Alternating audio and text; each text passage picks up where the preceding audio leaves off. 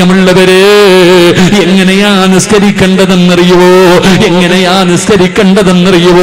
സഹാബികളുടെ നിസ്കാരം എങ്ങനെയായിരുന്നെന്നറിയോ? മഹാനായ ഉർവ റളിയല്ലാഹു തആല അൻഹു കാലിന്റെ വിരലിൽ ഇങ്ങനെ പഴുക്കുകയാണ്. ഉർവ റളിയല്ലാഹു തആല അൻഹുവിനോട് വൈദ്യന്മാര് പറഞ്ഞു, തങ്ങള് കാലിന്റെ വിരൽ മുറിച്ചു മാറ്റിയില്ലെങ്കിൽ പഴുപ്പ് മുകളിലേക്ക് കയറാൻ സാധ്യതയുണ്ട്. ഉർവ റളിയല്ലാഹു തആല അൻഹു പറഞ്ഞു, ഞാൻ മുറിച്ചു മാറ്റൂല, എനിക്ക് അല്ലാഹുവിന്റെ മുന്നിൽ ഇബാദത്ത് ചെയ്യണം.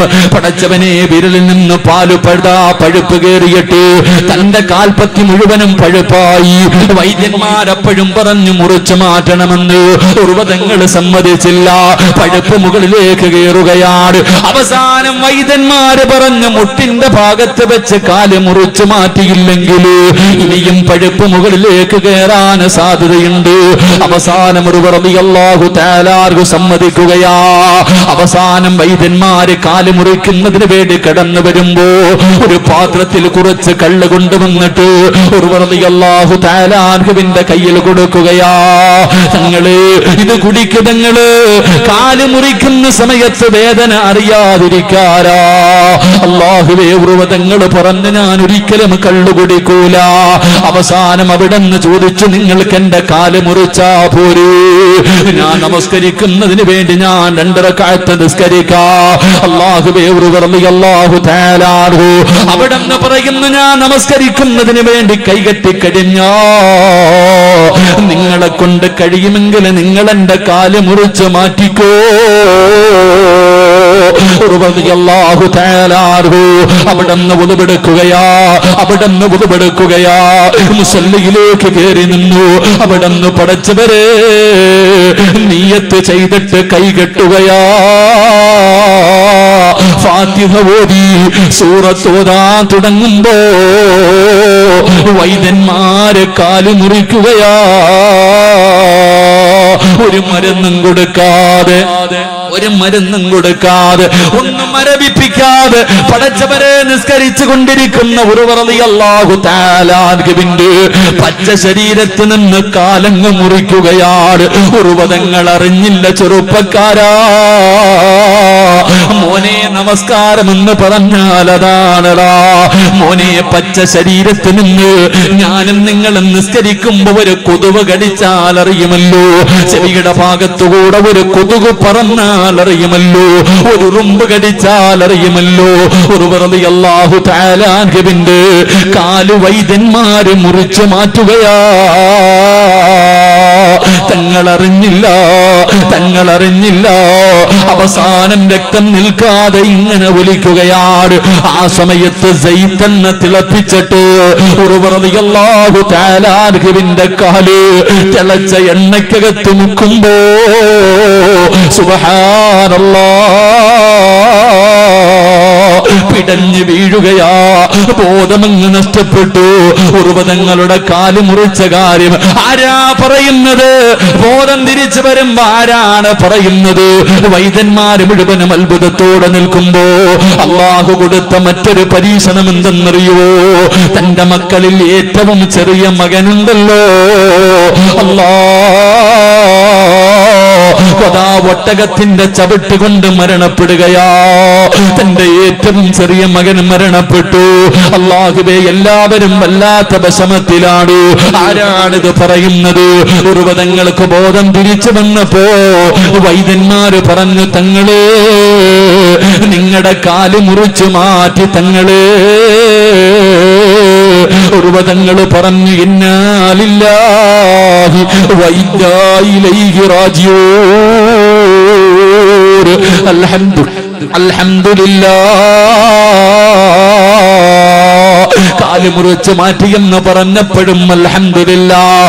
തങ്ങളെ, നിങ്ങളുടെ ഏറ്റവും ചെറിയ മകന് കുതിരയുടെ ചവിട്ട് കൊണ്ടിട്ട് മരണപ്പെട്ടു. തങ്ങള് ഇന്നാ ലില്ലാഹി അൽഹംദുലില്ലാഹ്. പടച്ചവനെ, ജനങ്ങൾ അത്ഭുതപ്പെട്ടു പോയി. എന്തേ തങ്ങള് കാല് മുറിച്ചെന്ന് പറഞ്ഞപ്പോഴും അൽഹംദുലില്ലാ പറഞ്ഞതെന്തിനാ?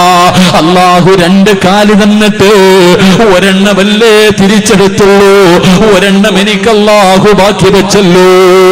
എന്റെ മക്കളിൽ ഒരാളെയല്ലേ തിരിച്ചെടുത്തുള്ളൂ, അല്ലാഹു ബാക്കി മക്കളെ എനിക്ക് ആയുസോടുകൂടി തിരിച്ചു തന്നല്ലോ. അൽഹംദുലില്ലാ എന്ന് പറഞ്ഞിട്ട് ഉർവതങ്ങൾ കിടന്ന് കരയുകയാ, ഉർവതങ്ങൾ കിടന്ന് കരയുകയാ. എന്തിനാ തങ്ങളെ കരയുന്നത്? എന്തിനാ തങ്ങളെ കരയുന്നത്? ഇനി എനിക്കൊരുപാട് നേരം നിന്ന് നിസ്കരിക്കാൻ കഴിയില്ലല്ലോ റബ്ബേ, ഒരുപാട് നേരം എനിക്ക് നിസ്കരിക്കാൻ കഴിയില്ലല്ലോ. ഒരു കാലല്ലേ ഉള്ളൂ, ഒരു കാലല്ലേ ഉള്ളൂ.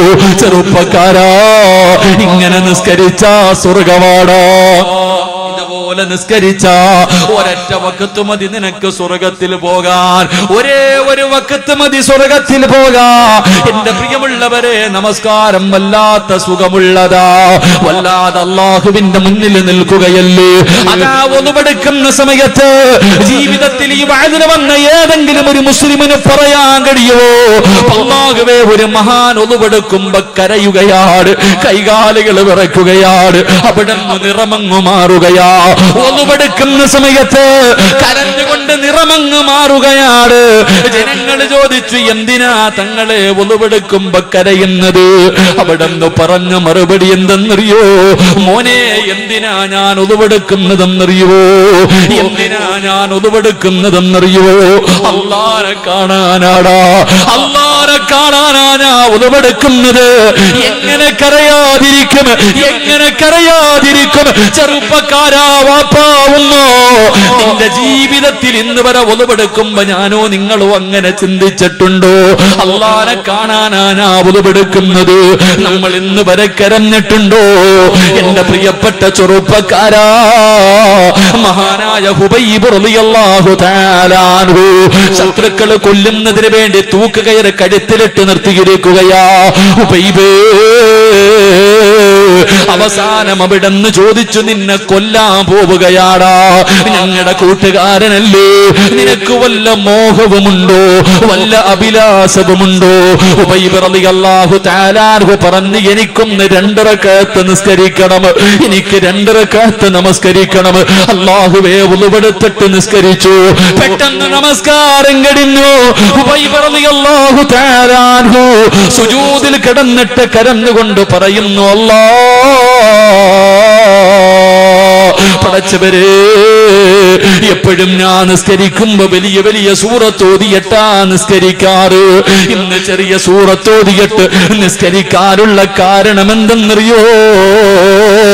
അല്ലാ, എന്റെ നമസ്കാരം നീട്ടിയാൽ, എന്റെ നമസ്കാരം നീട്ടിയാ ഇവന്മാര് വിചാരിക്കും എനിക്കും മരിക്കാൻ പേടിയാണെന്ന്, എനിക്കും മരിക്കാൻ പേടിയാണെന്ന്. അതുകൊണ്ടാണ് റബ്ബേ എന്റെ നമസ്കാരം പെട്ടെന്ന് ചുരുക്കിയതല്ലാ. ഇനി എനിക്കതിനുള്ള ഭാഗ്യമില്ലല്ലോ. തന്റെ മരണസമയത്ത് ചോദിച്ച അഭിലാഷം, തന്റെ അവസാനത്തെ അഭിലാഷവും നിസ്കരിക്കണമെന്നായിരുന്നു പൊന്നുമോന്. അതുകൊണ്ട് അല്ലാഹുവിന്റെ പ്രവാചകൻ പറയുകയാ, നമസ്കാരത്തിൽ അലസത കാണിക്കുന്നവന്റെ ആഖിബത്ത് മോശമാണെന്ന് നബി മുഹമ്മദ് മുസ്തഫ. നബി മുഹമ്മദ് മുസ്തഫ. മനുഷ്യ സ്വർഗത്തിൽ പോണെങ്കിൽ നാളെ 2 റക്അത്ത് സുബഹി നിസ്കരിക്കേണ്ടതുപോലെ നിസ്കരിച്ചാൽ മതി, വേറൊന്നും വേണ്ട. മഹാനായ ഉർവ റളിയല്ലാഹു തആല അൻഹുവിന്റെ കാല് നമസ്കരിച്ചുകൊണ്ടിരിക്കുമ്പോ ഒരു മനുഷ്യന്റെ കാല് വെട്ടിമുറിച്ചിട്ട് അറിഞ്ഞില്ലെങ്കിൽ അതെന്ത് നിസ്കാരമാണ്?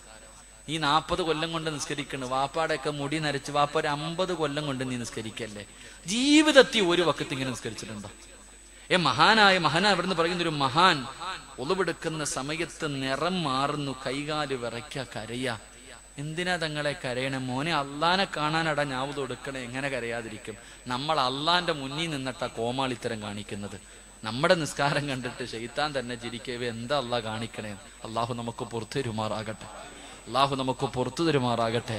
എൻ്റെ പ്രിയമുള്ളവരെ, നിസ്കരിച്ചില്ലെങ്കിൽ നിസ്കരിച്ചില്ലാന്നേ ഉള്ളൂ. ഇവിടെ ബാങ്ക് വിളിച്ചു, പള്ളി വന്നില്ല.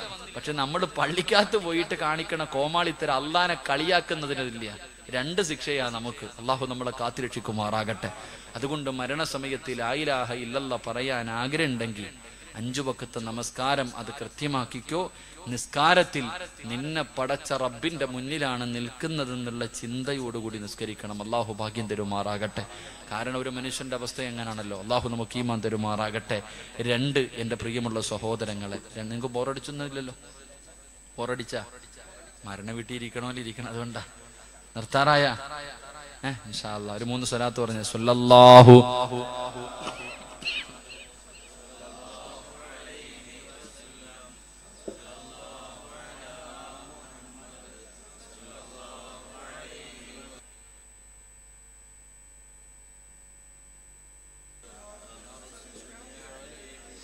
അള്ളാഹു സ്വീകരിക്കുമാറാകട്ടെ. 2, മരണസമയത്ത് ലാ ഇലാഹ ഇല്ലല്ലാഹ് പറയാൻ കഴിയാത്ത 2ാമത്തെ വിഭാഗം. അല്ലാഹുവിന്റെ പ്രവാചകൻ സ്വല്ലല്ലാഹു അലൈഹി വസല്ലമ തങ്ങൾ പറയുകയാ, ഈ സദസ്സിലിരിക്കുന്ന എന്റെ പ്രിയപ്പെട്ട സഹോദരങ്ങളോട് സഹോദരിമാരോട്, മരണസമയത്ത് ലാ ഇലാഹ ഇല്ലല്ലാഹ് പറയാൻ കഴിയാത്ത 2ാമത്തെ വിഭാഗം ഏതെന്നറിയുമോ? അല്ലാഹുവിന്റെ റസൂൽ പറയുകയാണ്, മൻ തകല്ലമ ഇൻദൽ അദാൻ ഖീഫ അലൈഹി സൂഉൽ ഖാതിമ. അല്ലാഹുവിന്റെ പ്രവാചകൻ പറയുന്നു, ലാ ഇലാഹ ഇല്ലല്ലാഹ് പറഞ്ഞു കൊടുത്താൽ നാവ് പൊക്കിയിട്ട് പറയാൻ കഴിയാത്ത 2ാമത്തെ വിഭാഗം ആരെന്നറിയോ? അള്ളാന്റെ പള്ളിയിൽ നിന്ന് ബാങ്ക് വിളിക്കുന്ന സമയത്ത് സംസാരിക്കുന്നവനാണെന്ന് നബി മുഹമ്മദ് മുസ്തഫ. നബി മുഹമ്മദ് മുസ്തഫ സല്ലല്ലാഹു അലൈഹി വസല്ലമ തങ്ങൾ പറയുന്നു, മരണസമയത്ത് ലാ ഇലാഹ ഇല്ലല്ലാഹ് പറയാൻ കഴിയാത്ത 2ാമത്തെ മഹാൻ അള്ളാന്റെ പള്ളിയിൽ നിന്ന് ബാങ്ക് വിളിക്കുമ്പോ വഅദ് പറയുന്നവനാ. അള്ളാഹു കാത്തിരക്ഷിക്കുമാറാകട്ടെ. എന്ത് നിസ്സാരല്ലേ? ഫോൺ വെക്കൂല. എന്തിന്? പള്ളിക്കകത്ത് ബാങ്ക് വിളിക്കുമ്പോ കമ്മിറ്റി ഓഫീസിനകത്ത് അവന്റെ വാപ്പായ കബറടക്കുന്ന ചർച്ചയാ. അപ്പോഴും പള്ളിക്കകത്ത് നിർത്തൂല. പള്ളിക്കകത്ത് ബാങ്ക് വിളിക്കുമ്പോ കമ്മിറ്റി ഓഫീസിനകത്ത് ഇരുന്നിട്ട് ചർച്ചയാ, മിണ്ടാതിരിക്കൂല. അള്ളാഹു നമ്മൾക്ക് ഈമാൻ നൽകുമാറാകട്ടെ. ഉറക്കപ്പറ അള്ളാഹു ഈമാൻ തരുമാറാകട്ടെ. ശിക്ഷ കേൾക്കണോ? ബാങ്ക് വിളിക്കണ സമയത്ത് സംസാരിക്കുന്നവന്മാർക്ക് അള്ളാഹു കൊടുക്കുന്ന ശിക്ഷ കേൾക്കണോ? അള്ളാഹു കാത്തിരക്ഷിക്കുമാറാകട്ടെ. നിസാരമായി പോയെന്ന് വിചാരിച്ചോ അപ്പ? ചെറുപ്പക്കാരെ കച്ചവടം നിന്റെ, അപ്പോഴും കച്ചവടം. അപ്പോഴും അല്ലേ ബാങ്ക് വിളിക്കണ സമയത്ത് ഫോൺ പള്ളിയുടെ മുന്നിൽ നിന്ന്, പള്ളിക്കകത്ത് നിന്ന്, കമ്മിറ്റി ഓഫീസിനകത്ത് നിന്ന്, എല്ലായിടത്തും നിന്നിട്ട് സംസാരിച്ചോ? അള്ളാന്റെ റസൂല് പറയുന്നു, ശിക്ഷ കേട്ടോ.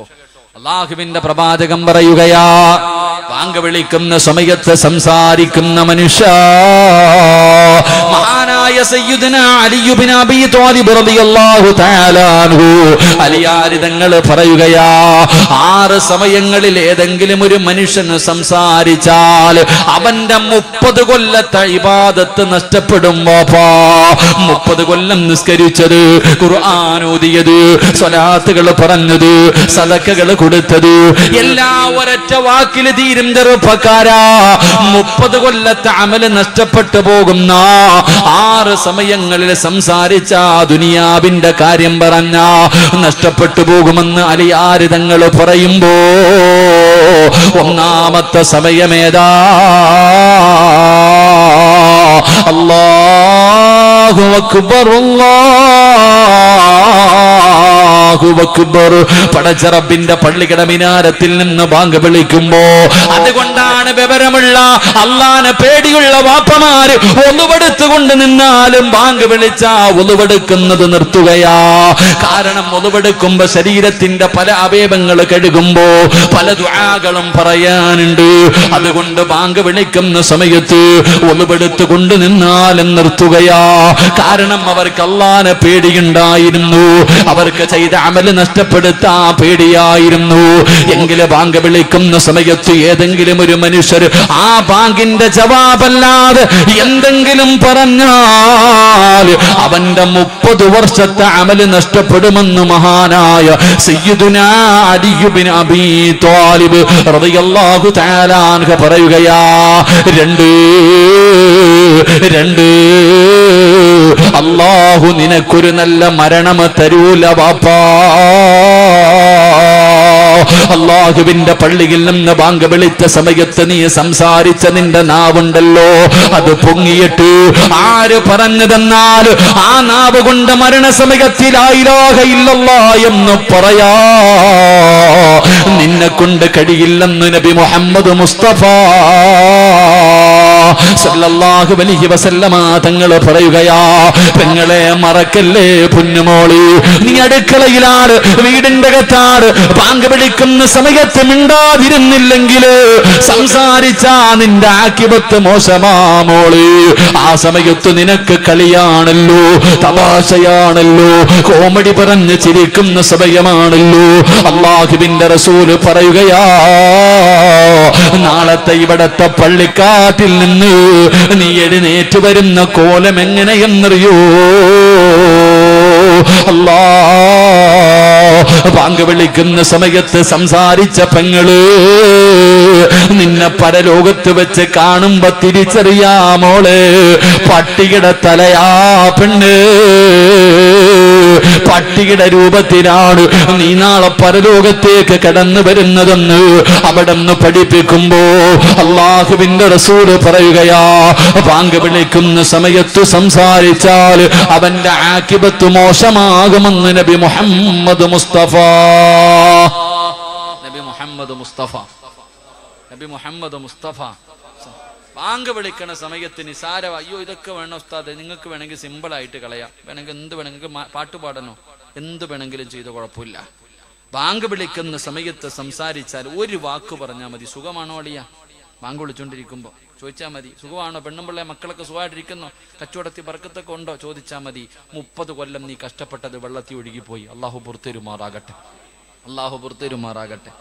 2, നിന്റെ മരണസമയത്ത് നിന്നെ നാക്ക് പൊക്കിയിട്ട് ലാ ഇലാഹ ഇല്ലല്ലാഹ് പറയാന്ന് നീ മനസ്സിൽ പോലും സ്വപ്നത്തിൽ പോലും കരുതണ്ട. അള്ളാഹു പുറത്തേരുമാറാകട്ടെ.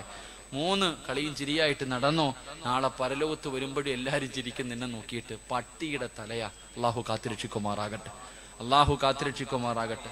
പെണ്ണുങ്ങളൊക്കെ എന്താ ഇല്ലേ ആ സമയത്തില്ലേ വീട്ടിലെ അടുക്കളയിൽ പെണ്ണുങ്ങൾ തലയിൽ തുണിയിടുന്ന 2 സമയങ്ങളുണ്ട്. എപ്പോഴാണെന്നറിയോ? പെണ്ണുങ്ങൾ തലയിൽ തുണിയിടുന്ന 2 സമയങ്ങളുണ്ട്. ഭയങ്കര ധൃതിയ. എപ്പോഴാണെന്നറിയോ? പറമനുഷ്യന്മാരെന്താ പറയാ എത്ര മടി? 1, പള്ളിയിലെ ഉസ്താദിനെ കാണുമ്പോൾ, പള്ളിയിലെ ഹത്തീബിനെ കാണുമ്പോൾ അള്ള വരുന്ന പോലെ, ഓ എന്നാ ഉത്സാഹം എന്നറിയോ വലുത്തിടാന്. പള്ളിയിലെ ഉസ്താദന്മാര് ഉസ്താദം കാണാൻ വീടിന്റെ പരിസരത്ത് കൂടെ പോയാ പടച്ചോനെ അല്ലാ എന്താ ഒരു ഉത്സാഹം, തലേ തുണി ഇടാനൊക്കെ എന്താ ഇല്ലേ. 2 ബാങ്ക് വിളിക്കണം. ബാങ്ക് വിളിക്കുമ്പോ മോളെ എടുമോളെ, എടുമോളെ, ഷാളിടുമോളെ, എന്താ ഓട്ടം എന്നറിയോ? ഓട്ട മത്സരം. പടച്ചോനെ ബാങ്ക് വിളിച്ച് തീർന്ന ലാ ഇലാഹ ഇല്ലല്ലാഹ് കഴിഞ്ഞാൽ എടുത്ത് ഒറ്റയേറാ കഴിഞ്ഞ്. ഇത്രയേ ഉള്ളൂ. അള്ളാഹു ഈമാൻ തരുമാറാകട്ടെ. എൻ്റെ ഉസ്താദ് പെങ്ങന്മാരോട് പറയുന്നത്, ഉസ്താദന്മാരെ കാണുമ്പോ തലയിൽ തുണി ഇടണോന്ന് ആരാ നിനക്ക് പറഞ്ഞെന്നെ? ഉസ്താദന്മാരെ കാണുമ്പോ തലയിൽ തുണി ഇടണമെന്ന് ആരാ പറഞ്ഞെന്നെ? ഏത് കിതാബിലാ പറഞ്ഞിട്ടുള്ളേ? ഉസ്താദിനെ കാണുന്നു, എടി ഇടുവാണെങ്കിൽ എപ്പോഴും ഇടണം, ഇല്ലെങ്കിൽ ഇടണ്ട, ഉരിഞ്ഞിട്ടിടണം. ഇടുവാണെങ്കിൽ എപ്പോഴും ഇടണം. ഉസ്താദന്മാരെ കാണുമ്പോ ഉസ്താദ് ആരാ? ഉസ്താദ് ആരാ? ഉസ്താദിനെ നിനക്ക് പേടി, എന്നാ നിന്നെ 24 മണിക്കൂർ നോക്കിക്കൊണ്ടിരിക്കുന്ന അള്ളാനെ നിനക്ക് പേടിയില്ലല്ലോ. അത് ചിന്തിച്ചാൽ ഒരു ഉസ്താദിനോട് കാണിക്കുന്ന ഒരു പേടി പോലും നീ അള്ളാനോട് കാണിച്ചില്ലല്ലോ. അതാ അള്ളാഹു നമുക്ക് ഈമാൻ തരുമാറാകട്ടെ. ചില സമയം വേണ്ട. എൻ്റെ അഭിപ്രായം, ഞാനാണെങ്കിൽ തിരുവനന്തപുരത്ത് ഒരു ആഡിറ്റോറിയത്തിൽ കല്യാണത്തിന് പോയതാ. കല്യാണത്തിന് പോകുമ്പോൾ ഒരു താത്ത ഇങ്ങനെ സാരി ഉടുത്തിട്ട്, ഉസ്താമാരൊക്കെ ക്ഷമിക്കണം കേട്ടാ, ഒരു താത്ത ഇങ്ങനെ സാരി ഉടുത്തിട്ടിരിക്കുക. ചെറുപ്പക്കാരൊക്കെ ഇങ്ങനെ നിന്നിട്ട് ഇങ്ങനെ നോക്കി സന്തോഷം. താത്ത ഇത്തിരി നല്ല സ്നേഹമുള്ള താത്തയെ, പിള്ളേരല്ലേ കണ്ടോട്ടെ എന്ന് പറഞ്ഞ് വയറൊക്കെ കാണിച്ചോണ്ടിരിക്കുക. താത്ത ഇങ്ങനെ ഇരിക്കുക, ചെറുപ്പക്കാരൊക്കെ ഇങ്ങനെ നോക്കിയിട്ടിരിക്കുക. അപ്പോഴേ ഞാനിങ്ങനെ കയറി ചെന്നപ്പോഴത്തേക്ക് കുട്ടികൾക്ക് എന്തോ വലിയ ഉഷാറ്, എന്തോ മനസ്സിലൊരു ഇടപൊട്ടിയതുപോലെ വലിയ സന്തോഷം. നോക്കളിയാന്നൊക്കെ പറയുന്നു. പടച്ചോനെ ഞാൻ വിചാരിച്ചു എന്തേ അല്ല ഇപ്പൊ എന്നെ കണ്ടിട്ട് പറഞ്ഞായിരിക്കും എന്ന് വിചാരിച്ചിട്ട് ഞാൻ തിരിഞ്ഞു നോക്കിയപ്പോ എന്തോ സംഭവം എന്നറിയോ? ഈ താത്ത സാരി ഉടുത്തിട്ടിരിക്കുമായിരുന്നു. ഞാൻ കയറി ചെന്നപ്പോ ഉസ്താദിനെ കണ്ടപ്പോ ബഹുമാനം കാരണം ആ ഉടുത്തിയിരുന്ന സാരിയുടെ ഷാളുണ്ടല്ലോ തുമ്പ്, അതെടുത്ത് തലയിലേക്ക് ഇട്ടു. അതെടുത്ത് തലമറച്ചപ്പോ ഇവിടെ മൊത്തം വെളിവായി. ആ ഒരു സന്തോഷത്തിലാ പിള്ളേരും ചിരിക്കണേ. ഞാൻ ആലോചിച്ചു പോയി, പടച്ചോനെ ഇവള് തലയിൽ തന്നെ തുണിയിടണ്ടായിരുന്നു. കാരണം ഞാൻ പോയത് കാരണം ഇത് അവസ്ഥ. എൻ്റെ സഹോദരിമാരോട് പറയുന്നു, താത്താമാരെ ഇടുവാണെങ്കിൽ എപ്പോഴും ഇടും. അള്ളാഹു ഈമാൻ തരുമാറാകട്ടെ, അള്ളാഹു ഈമാൻ തരുമാറാകട്ടെ. കാരണം മരണം എപ്പോഴെവിടെ വെച്ചാൽ വരണമെന്നറിയില്ല ഒരു മനുഷ്യന്റെ മരണം. അള്ളാഹു നമുക്ക് നല്ല മരണം നൽകി അനുഗ്രഹിക്കുമാറാകട്ടെ. എൻ്റെ പ്രിയമുള്ള സഹോദരങ്ങളെ, 3 മഹാനായ പ്രവാചകൻ സല്ലല്ലാഹു അലൈഹി വസല്ലമ തങ്ങൾ പറയുന്നു. മൂന്നാമത്തെ കാര്യം, അള്ളാഹുവിന്റെ പ്രവാചകൻ സല്ലല്ലാഹു അലൈഹി വസല്ലമ തങ്ങൾ പറയുകയാണ്, എന്റെ പ്രിയമുള്ളവരെ, മരണസമയത്തിൽ ലാ ഇലാഹ ഇല്ലല്ലാഹ് പറയാൻ കഴിയാത്ത മൂന്നാമത്തെ നഷ്ടവാളി ആരെന്നറിയോ? അത് കള്ളു കുടിക്കുന്നവനാണെന്ന് നബി മുഹമ്മദ് മുസ്തഫ സല്ലല്ലാഹു അലൈഹി വസല്ലമ തങ്ങൾ പറയുകയാണ്. കള്ളു കുടിക്കുന്നവനുണ്ടല്ലോ, പടച്ചവനെ, ഹറാമാണല്ലോ, കള്ളു കുടിക്കൽ ഹറാമാണല്ലോ. അല്ലാഹുവിന്റെ പ്രവാചകൻ അവിടെന്ന് പറഞ്ഞു, സലാസത്തുൻ ലാ യദ്ഖുലൂനൽ ജന്ന, 3 വിഭാഗം ആൾക്കാർ അല്ലാഹുവിന്റെ സ്വർഗ്ഗത്തിൽ കടക്കൂല. 3 വിഭാഗം ആൾക്കാർ അല്ലാഹുവിന്റെ സ്വർഗ്ഗത്തിൽ കടക്കില്ല എന്ന് നബി മുഹമ്മദ് മുസ്തഫ സല്ലല്ലാഹു അലൈഹി വസല്ലമ തങ്ങൾ പറയുമ്പോ അതിലെ ഒരു വിഭാഗം ആരെന്നറിയുവോ? അല്ലാഹുവിന്റെ പ്രവാചകൻ അവിടെന്ന് പറയുന്നു, തൊണ്ടക്കുടിക്ക് താഴെ കള്ളിറക്കിയവനാണ്. കള്ളു കുടിച്ചവന് സ്വർഗ്ഗത്തിൽ കടക്കില്ല, അവന് സ്വർഗ്ഗം ഹറാമാണെന്ന് നബി മുഹമ്മദ് മുസ്തഫ സല്ലല്ലാഹു അലൈഹി വസല്ലമ തങ്ങൾ പറയുമ്പോ ഇതുകൊണ്ടുള്ള നേട്ടം എന്താണ്? ഈ കള്ളു കുടിക്കുന്നത് കൊണ്ടുള്ള നേട്ടം എന്താണ്? പരിശുദ്ധമായ ഖുർആൻ പറയുകയാ, ഇന്നമാ യുരീദു ശൈത്വാനു അയ്യൂഖിയ ബൈനകുമുൽ അദാവത വൽ ബഗ്ളാ. ഇതുകൊണ്ടുള്ള നേട്ടം എന്തെന്നറിയുവോ? പടച്ചവനെ, ശത്രുതയാണ്, മനസ്സിന്റെ ഉള്ളിൽ വല്ലാത്ത ശത്രുതയാണ്. അല്ലാഹുവേ, പടച്ചവനെ, പടച്ച റബ്ബിനെ കുറിച്ചുള്ള സ്മരണയുണ്ടല്ലോ, അത് ഹൃദയത്തിൽ നിന്ന് മാറ്റിക്കളയലാ. ഇതാണ് ഇതിലൂടെ ഉദ്ദേശിക്കുന്നതെന്ന് ഇവിടെന്ന് പറഞ്ഞു തരുമ്പോ അല്ലാഹുവിന്റെ പ്രവാചകൻ സല്ലല്ലാഹു അലൈഹി വസല്ലമ തങ്ങൾ പറയുകയാണ്, ഏതെങ്കിലും ഒരു മനുഷ്യനുണ്ടല്ലോ, ഏതെങ്കിലും ഒരു മനുഷ്യനുണ്ടല്ലോ, അവന് കള്ളു കുടിച്ചു കഴിഞ്ഞാൽ 40 ദിവസം അവന്റെ ദുആ സ്വീകരിക്കില്ല എന്ന് നബി മുഹമ്മദ് മുസ്തഫ സല്ലല്ലാഹു അലൈഹി വസല്ലമ തങ്ങൾ പറയുമ്പോ പടച്ചവനെ, കള്ളൊക്കെ ഇന്ന് മാറിയല്ലോ, ഇന്ന് കള്ളുകുടിയില്ലല്ലോ, ഇന്ന് മയക്കുമരുന്നാണല്ലോ, കഞ്ചാവടിക്കുകയാണല്ലോ. സ്കൂളിൽ കുടി പഠിക്കുന്ന കുട്ടികൾ പോലും ഇന്ന് മയക്കുമരുന്നിന്റെ അടിമകളാ. എന്റെ പ്രിയമുള്ളവരെ, അല്ലാഹുവിന്റെ പ്രവാചകൻ പറഞ്ഞ, ചെറുപ്പക്കാരാ, സ്വർഗമില്ലടാ, അല്ലാഹുവിന്റെ സ്വർഗം നിനക്ക് ലഭിക്കൂല. പ്രവാചകൻ അവിടെന്ന് പറയുകയാണ്, അല്ലാഹുവിന്റെ റസൂല് പറഞ്ഞു, ഏതെങ്കിലും ഒരു മനുഷ്യൻ കള്ളു കുടിച്ചു കഴിഞ്ഞാൽ മൻ ശരിബൽ ഖംറ ഖുറൂജു നൂറുൽ ഈമാൻ, അല്ലാഹുവേ, ഒരു തുള്ളി കള്ളവന്റെ തൊണ്ടയ്ക്ക് താഴെ ഇറക്കി കഴിഞ്ഞാൽ അവന്റെ ഈമാൻ അല്ലാഹു ഊരി മാറ്റുകയാ. അവന്റെ ഈമാൻ നഷ്ടപ്പെട്ടു പോയി, അവന്റെ ഈമാൻ അല്ലാഹു ഊരിയെടുക്കുകയാണ്. പിന്നെ അവര് പടച്ച റബ്ബിന്റെ മുന്നിൽ ആത്മാർത്ഥമായി പൊട്ടിക്കരഞ്ഞു തൗബ ചെയ്യാതെ ആ ഈമാനെ തിരിച്ചു കിട്ടില്ല എന്ന് നബി മുഹമ്മദ് മുസ്തഫ സല്ലല്ലാഹു അലൈഹി വസല്ലമ തങ്ങൾ പറയുമ്പോ എന്റെ പ്രിയമുള്ളവരെ, അല്ലാഹുവിന്റെ പ്രവാചകൻ പറയുകയാ, അല്ലാഹുവിന്റെ റസൂല് പറഞ്ഞു, അവനൊരു നല്ല മരണമില്ല. അവൻ എവിടെയാണ് കിടക്കുന്നതെന്നറിയുമോ? അവൻ അല്ലാഹുവിന്റെ റസൂല് ഒരിക്കൽ പറഞ്ഞു, സ്വഹാബാ, നഹ്റുൽ ഖിബാൽ, നഹ്റുൽ ഖിബാൽ. സ്വഹാബികൾ ചോദിച്ചു, യാ റസൂലല്ലാഹ്, വമാ നഹ്റുൽ ഖിബാൽ? കള്ളു കുടിക്കുന്നവന് നരകത്തിൽ കൊടുക്കുന്ന ശിക്ഷ എന്തെന്നറിയോ? അല്ലാഹുവേ, നഹ്റുൽ ഖിബാൽ എന്ന് പറയുന്ന ഒരു നദിയുണ്ട് നരകത്തിന്റെ അടിത്തട്ടില്. നഹ്റുൽ ഖിബാൽ എന്ന് പറയുന്ന ഒരു നദിയിലാണ് കള്ളുകുടിയന് കിടക്കുന്നത്. അല്ലാഹുവിന്റെ റസൂൽ പറയുമ്പോ സഹാബികൾ ചോദിച്ചു, നബിയേ, നഹ്റുൽ ഖിബാൽ എന്ന് പറഞ്ഞാൽ എന്താണ് നബിയേ? സഹാബാ, നരകവാസികളുടെ ചലമൊഴുകുന്ന നദിയാണ് സഹാബാ. നരകവാസികളുണ്ടല്ലോ, നരകവാസികളുണ്ടല്ലോ, അവരുടെ ശരീരത്ത് നിന്ന് വീഴുന്ന ചീഞ്ചലമൊഴുകുന്ന നദിക്കാട് അതാ നഹ്റുൽ ഹിബാൽ എന്ന് പറയുമ്പോ, എന്റെ പ്രിയമുള്ളവരെ, കള്ളുകുടിക്കാൻ അള്ളാഹു കൊടുക്കുന്ന ശിക്ഷ എന്തെന്നറിയോ? ഒന്ന്, അവന്റെ ഈമാൻ അള്ളാഹു മാറ്റുകയാ. വിശദീകരിക്കാൻ സമയമില്ലാത്തത് കൊണ്ട് കള്ളു കുടിച്ചിട്ടുള്ളവരെ പൊട്ടിക്കരഞ്ഞ് തൗബ ചെയ്തോ, ഇല്ലെങ്കിൽ ഒന്ന്, അള്ളാഹു നിന്റെ ഈമാൻ ഊരി മാറ്റുകയാ. രണ്ട്, പടച്ചവരെ നിന്റെ ദുആ അള്ളാഹു സ്വീകരിക്കൂല. മൂന്ന്, അള്ളാഹു നിനക്ക് നല്ല മരണം തരൂല. നിന്റെ ആഖിബത്ത് മോശമാ, നിന്റെ ആഖിബത്ത് മോശമാ. നാല്, പ്രവാചകൻ എവിടെന്ന് പറയുന്നു, അവന്റെ ജനാസ കൊണ്ടുപോയി കബറടക്കിയ, അവന്റെ ജനാസ കൊണ്ടുപോയി ഇവിടത്തെ പള്ളിക്കാട്ടിൽ കൊണ്ട് കബറടക്കിയിട്ട് അവന്റെ തല കിബിലയുടെ നേരെ തിരിച്ചു വെക്കുമല്ലോ. കിബിലയുടെ ഭാഗത്തേക്ക് അവന്റെ തല തിരിച്ചു വെച്ചിട്ട് എല്ലാവരും പലകയെടുത്ത് നിരത്തിയിട്ട് മണ്ണിട്ട് മൂടിയിട്ട് വീട്ടിലേക്ക് മടങ്ങുമല്ലോ. മോനെ പോയി തുറന്നു നോക്കടാ, ധൈര്യമുണ്ടെങ്കിൽ പോയി നോക്ക് ചെറുപ്പക്കാരാ. കിബിലയുടെ ഭാഗത്ത് നിന്ന് അവന്റെ തല തിരിഞ്ഞു കിടക്കുമെന്ന് നബി മുഹമ്മദ് മുസ്തഫ സല്ലല്ലാഹു അലൈഹി വസല്ലമ തങ്ങൾ പറയുകയാ, അവന്റെ കബറിന്റെ അകത്ത് തീയാട്, അവന്റെ കബറിന്റെ അകത്ത് തീയാട്. അല്ലാ, നാളെ പരലോകത്ത് വരുമ്പോ അവനെ തിരിച്ചറിയും ചെറുപ്പക്കാരാ.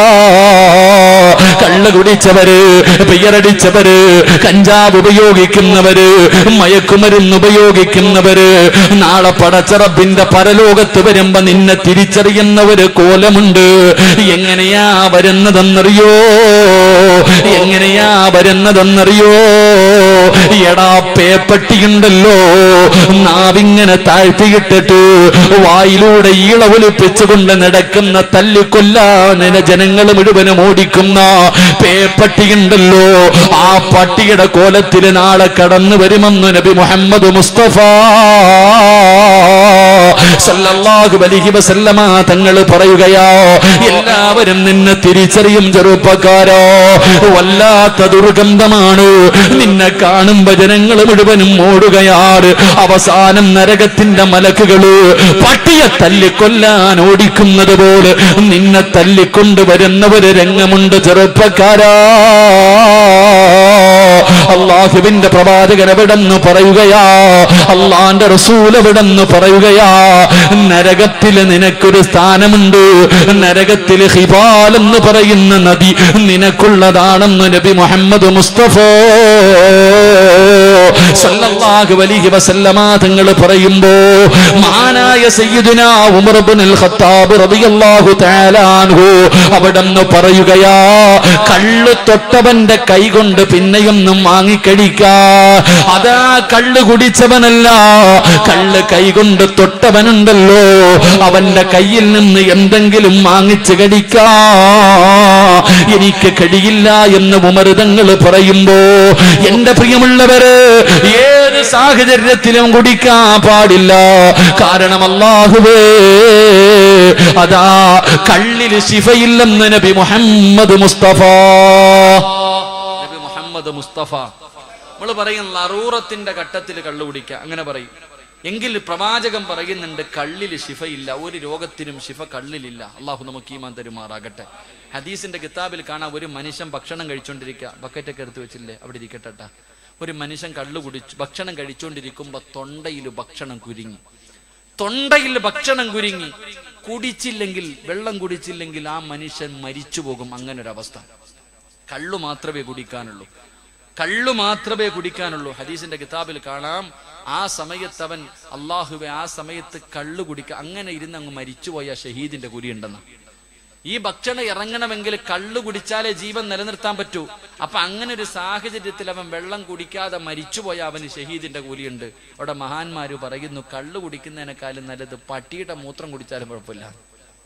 അങ്ങനെ പട്ടിയുടെ മൂത്രം ഉണ്ടെങ്കിൽ അത് കൂടി, എന്നാലും കള്ളു കുടിക്കരുത്. അള്ളാഹു നമുക്ക് ഈമാൻ തരുമാറാകട്ടെ. അള്ളാഹു നമുക്ക് ഈമാൻ തരുമാറാകട്ടെ. എന്റെ പ്രിയമുള്ള സഹോദരങ്ങളെ, നിസ്സാരമായി തള്ളിക്കളയേണ്ട കാര്യമല്ല.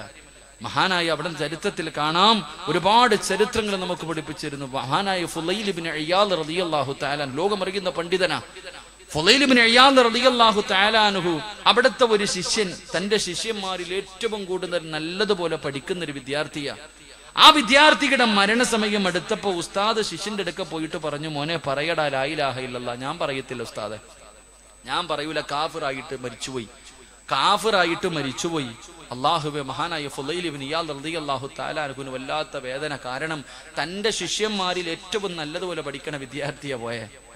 അള്ളാഹു അവന്റെ ആക്കിബത്ത് മോശമായി പോയി. 40 ദിവസം ദുആ ചെയ്തുകൊണ്ട് നടന്നു. അള്ളാഹുവേ, എനിക്കൊന്ന് കാണിച്ച പടച്ചവനെ, എനിക്കൊന്ന് ശിഷ്യനെ സ്വപ്നം കാണിച്ച അല്ലാ. 40 ദിവസം ദുആ ചെയ്തു. 40ാമത്തെ ദിവസം ഉസ്താദ് ശിഷ്യനെ കണ്ടു, നരകത്തിനകത്ത് കിടന്നിട്ട് ഖബറ് നിറയെ തീയ. അള്ളാഹുവേ, ഉസ്താദ് ശിഷ്യനോട് ചോദിച്ചു, മോനെ എന്തു പറ്റി? അവിടെ നിന്ന് പറഞ്ഞു, ഉസ്താദെ, എനിക്കൊരു രോഗമുണ്ടായിരുന്നു. ഞാൻ വൈദ്യന്മാരെ പോയി കണ്ടപ്പോൾ അവര് പറഞ്ഞു, എല്ലാ വർഷവും ഒരു സമയത്ത് നീ 1 ഗ്ലാസ് കള്ളു കുടിക്കണം, അത് കുടിച്ചാലേ രോഗം മാറൂ. ഞാൻ എല്ലാ വർഷവും ഒരു പ്രാവശ്യം കള്ളു കുടിക്കുമായിരുന്നു. അതിനെനിക്ക് അള്ളാഹു തന്ന ശിക്ഷയാ. അള്ളാഹു നമ്മളെ കാത്തിരക്ഷിക്കുമാറാകട്ടെ. റസൂലുള്ളാഹി തങ്ങൾ പറഞ്ഞു, കള്ളുകുടിയെന്ന് പറയുന്നത് എല്ലാ പാപത്തിന്റെയും തലയാ. എന്റെ പ്രിയമുള്ളവരെ, അവിടുന്ന് ഹദീസിന്റെ കിതാബിൽ കാണാം, ബർസീസ എന്ന് പറയുന്ന ഒരു മനുഷ്യന്റെ ചരിത്രം അല്ലാഹുവേ അവിടുന്ന് കിതാബിൽ കാണാം. ആരാണ് ബർസീസ എന്നറിയുവോ? 220 വർഷം രാവും പകലും ഇബാദത്ത് ചെയ്ത മനുഷ്യനാ. 220 വർഷം പടച്ചവന് അല്ലാഹുവേ ഇബാദത്ത് ചെയ്ത മനുഷ്യനാണ്. ഈ ബർസീസയെ കുറിച്ചും മലക്കുകൾ പരസ്പരം ചർച്ച ചെയ്യുമായിരുന്നു. ഈ മനുഷ്യൻ ആരാ പടച്ചവന്? മലക്കുകൾക്ക് പോലും അത്ഭുതമായിരുന്നു. ബർസീസയെ കുറിച്ചും മലക്കുകൾ പോലും അത്ഭുതപ്പെട്ടു പോയി. ശൈത്താന് വല്ലാത്ത അസൂയായി. മലക്കുകൾ പോലും ബർസീസയെ കുറിച്ച് പറയുന്നത് കേട്ടപ്പോ ശൈത്താന് സഹിക്കാൻ കഴിഞ്ഞില്ല. ശൈത്താൻ അതാ ബർസീസയുടെ മുന്നിൽ ഒരു മഹാന്റെ രൂപത്തിൽ ഇറങ്ങി വരികയാ. അതാ വന്നിട്ട് ചോദിച്ചു, എനിക്ക് കൂടെ ഇബാദത്ത് ചെയ്യാൻ അല്പം സ്ഥലം തരുവോ? ബർസീസ സ്ഥലം കൊടുത്തു. ഇബ്ലീസ് 3 ദിവസം രാവും പകലും ഭക്ഷണമില്ല, വെള്ളം കുടിക്കുന്നില്ല, ഉറങ്ങുന്നില്ല, ഒരു സെക്കൻഡ് പോലും ഇരിക്കുന്നില്ല. 3 ദിവസം രാവും പകലും ബർസീസ നിസ്കാരവാ. അല്ലാഹുവേ, ഇത് കണ്ടപ്പോ ബർസീസയ്ക്ക് വല്ലാത്ത അത്ഭുതമായി. ശൈത്താൻ ഇങ്ങനെ നിസ്കാരം, വെള്ളം കുടിക്കുന്നില്ല, ഭക്ഷണം കഴിക്കുന്നില്ല, ഒരു സെക്കൻഡ് പോലും ഇരിക്കുന്നില്ല. ഈ 3 ദിവസവും നിസ്കാരമാണ്. ബർസീസ ചോദിച്ചു, നിങ്ങൾക്ക് ഇതെങ്ങനെ കഴിയുന്നു? ഭക്ഷണം കഴിക്കാതെ, വെള്ളം കുടിക്കാതെ, ഒരു സെക്കൻഡ് പോലും ഇരിക്കാതെ നിങ്ങൾ എങ്ങനെ ചെയ്യാൻ കഴിയുന്നു?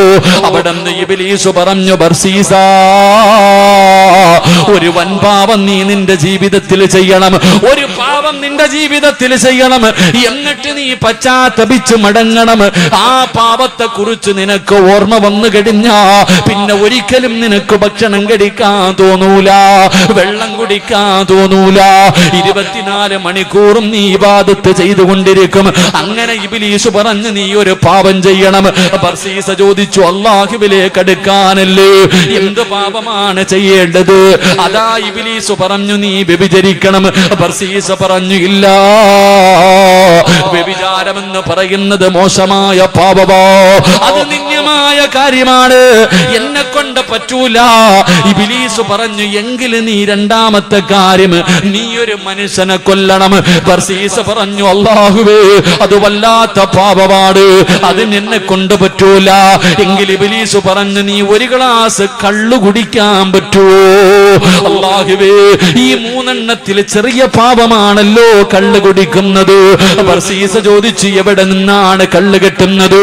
അവിടെ നിന്നൊരു കള്ള് ഷാപ്പ് കാണിച്ചു കൊടുത്തു. ബർസീസ കള്ള് കുടിക്കാൻ ചെല്ലുമ്പോ ഒരു സുന്ദരിയായ പെണ്ണുണ്ടല്ലോ, അവിടെ നിന്ന് കള്ള് കൊണ്ട് കൊടുക്കുകയാണ്.